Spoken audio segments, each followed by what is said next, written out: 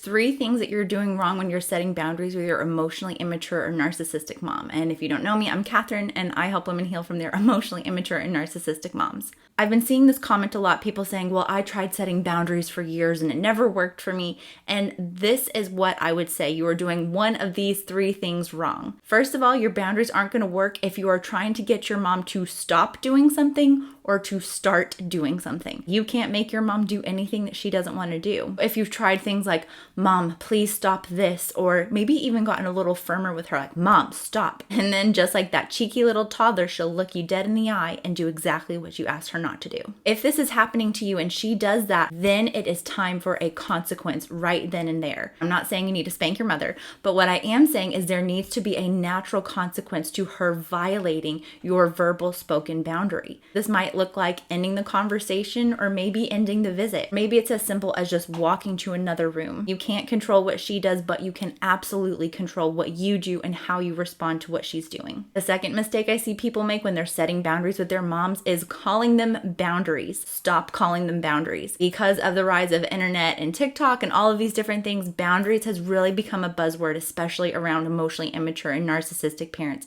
So anytime your parent hears the word boundary, they are going to freak out. They're not going to be able to handle it. So stop calling it a boundary. Don't say, Mom, this is my boundary. I need you to respect it. No. A better way for you to think about boundaries is internal limits. This is something that you are doing or not doing. So it's not about trying to get your mom to do something, which you know won't work, or to stop her doing something, which also won't work. This is about you saying, this is how much I'm willing to give, and this is what I'm not willing to give. This is all inside of you. She doesn't need to know about your boundaries at all. That is for you to know. A common example I give with my clients is, you're going over to your mom's like you always do to visit, and instead of staying as long as you used to stay, you've adjusted, saying, you know what, I realize that after about 30 or 45 minutes, things start getting weird. They get a bit cheesy. It's like, it starts to get a little too friendly. What you need to do is have an internal boundary of, okay, at 30, 45 minutes, I'm going to start heading out because that's when I know I need to leave.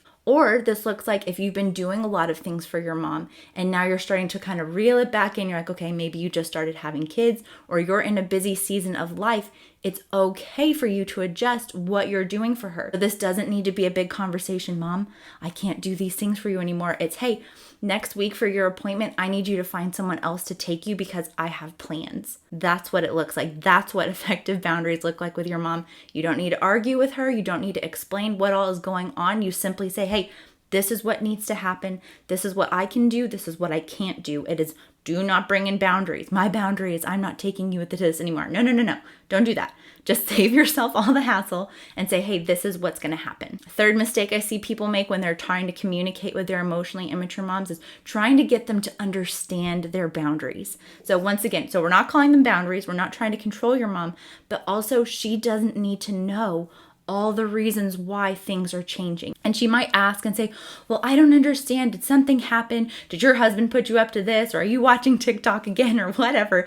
Anything to blame anybody else but herself for the way that things are changing. Once again, this doesn't need to be a big conversation. You don't need to say, well, Mom, there's actually a lot of things I've been wanting to talk to you about. Your emotionally immature mom is not ready for that conversation because if she was, you probably would have had it already. She would have been having these conversations with you your whole life, and that hasn't happened yet. So you don't need to give a big explanation of, well, Mom, things are really different this time and blah, blah, blah, like all this stuff is going on, so I just need this now. No, she doesn't care. She's just concerned about, hey, things are changing. I feel insecure, so what's going on? Just letting her know, hey, things need to be different right now. This is what I can do. This is what I can't do. Keeping it so short and sweet. She doesn't need to understand all the ins and outs. She probably doesn't care that much anyways. She just wants to make sure that she's getting her needs met. Ultimately, the biggest thing when it comes to setting boundaries with your mom or having limits with your emotionally immature mom is how you feel about it. That's going to be ultimately the most important thing. It's how you feel about it. Do you feel bad? Do you feel guilty?